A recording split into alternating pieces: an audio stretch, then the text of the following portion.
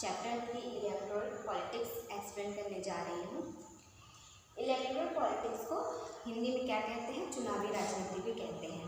इसमें आपके इस चैप्टर में दिया है कि किस प्रकार से हमारे इंडिया में इलेक्शन होते हैं, कौन से कैंडिडेट खड़े होते हैं इलेक्शन में, किस प्रकार से वो जीतते हैं, इसका पूरा क्या दिया है, प्रोसेस दिया है इस चैप्टर में। So let's start our topic now. First है इलेक्शन। इलेक्शन क्या होता है? इलेक्शन मीन्स होता है इन अ डेमोक्रेसी, मतलब कि लोकतंत्र में people do not govern direct, मतलब कि हमारा जो इंडिया है वो क्या है, एक डेमोक्रेटिक कंट्री है।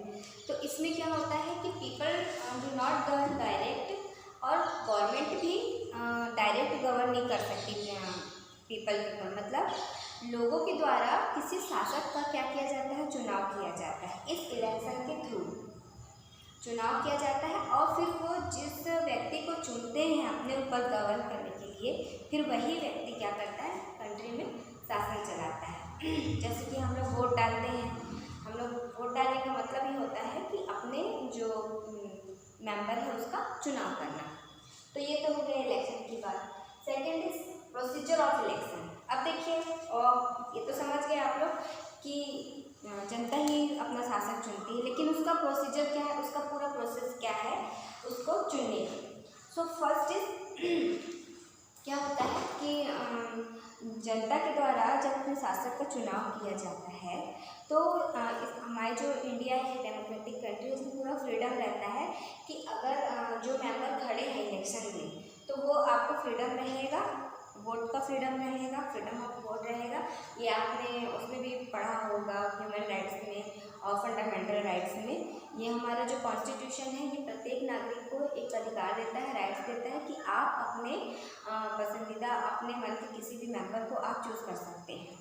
तो जितने भी मेंबर खड़े हैं इलेक्शन लड़ने के लिए, उसको आप अपने ही तर्क से, अपने ही दिमाग से उनको चूज़ करेंगे और क्या करेंगे, वोट डालेंगे। थर्ड चीज नीड ऑफ इलेक्शन। अब ये सोचो कि इलेक्शन हो गया, प्रोसीजर हो गया, लेकिन इस इलेक्शन की ज़रूरत आखिर पड़ती क्यों है, क्यों इस चुनाव की ज़रूरत है?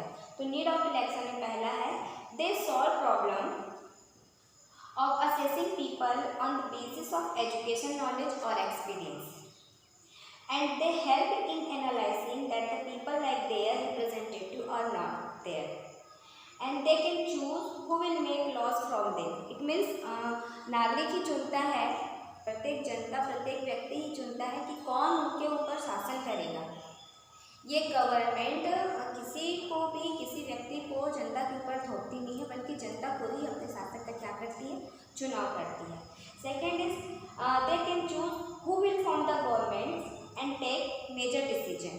इट मीन्स कि अभी इतना बड़ा कंट्री है, अब किसको वो ऐसी रिस्पॉन्सिबिलिटी देंगे जो इस कंट्री के हित के लिए कोई अच्छा डिसीजन ले सके। Next is they can choose the party whose politics will guide the government and law making. It means जनता ही यह चुनाव करती है कि कौन पूरे कंट्री को गवर्न करेगा, शासन करेगा, और कौन ऐसा परफेक्ट व्यक्ति है जो government and law making, it means नियम और कानून बनाएगा देश के लिए। तो नीड ऑफ इलेक्शन में यही कहा गया है कि बहुत सारी चीज़ें हैं स्वतंत्रता के बाद, जैसे कि देश आज़ाद हुआ उसके बाद कॉन्स्टिट्यूशन बना, तो बहुत सारी ऐसी चीज़ें हैं जिसके कौन सा ऐसा व्यक्ति होगा जो इन सारे कंट्री को चलाने के लिए लॉ मेकिंग करेगा, कानून बनाएगा, लोगों के हितों की रक्षा करेगा। इसलिए क्या होता है, जनता के द्वारा अपने शासक का चुनाव होता है थ्रू इलेक्शन के द्वारा। Next, what makes an election democratic, मतलब एक इलेक्शन डेमोक्रेटिक इलेक्शन क्या बनाता है? तो everyone should have the right to choose representative. It means everyone has one vote and very vote has equal value, मतलब हर व्यक्ति को यह अधिकार है, राइट है कि वह अपने मेंबर का, जैसे मैंने पहले बताया, अपने पसंदीदा व्यक्ति का चुनाव कर सके। And it means everyone has one vote, मतलब प्रत्येक व्यक्ति के पास एक वोट रहता है, वो एक से ज़्यादा वोट नहीं डाल सकता। Second is political parties and candidates should be free to contest election and offer some real choice to the voters, मतलब वही चूज करने के लिए फ्री रहता है प्रत्येक व्यक्ति, प्रत्येक नागरिक, यही बताया गया है। And the third point is the choices should be offered at regular intervals by conducting election after a certain period, and the candidates preferred by the people only should get elected। मतलब कि जो भी candidate को, जो भी member को, जो भी कैंडिडेट को वो चुनाव करेंगे, चूज करेंगे, वह एक इलेक्शन के प्रोसेस के थ्रू ही होना चाहिए। पर्सनली कोई व्यक्ति जाके नहीं बोल सकता है कि हम आपको पसंद करते हैं, आप हमारे ऊपर गवर्न करो। वह एक जो इलेक्शन का प्रोसेस है उसके अंतर्गत ही होगा। और नेक्स्ट पॉइंट है पावर्स ऑफ इलेक्शन। इलेक्शन का पावर क्या है? तो it takes decision on every aspect of conduct and control of election. यह किसी भी नियम और कानून के लिए क्या कर सकता है?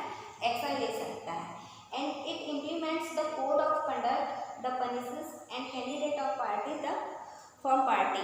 मतलब ये जो पावर्स ऑफ इलेक्शन कमीशन है यह रूल बनाता है और ये संसद के जो पार्लियामेंट है उसके अकॉर्डिंग ही बनाता है। ऐसा नहीं कि कोई भी व्यक्ति कोई भी रूल बना ले। ये सारे जो भी काम होते हैं ये सारे एक नियम और कानून के तहत ही होते हैं।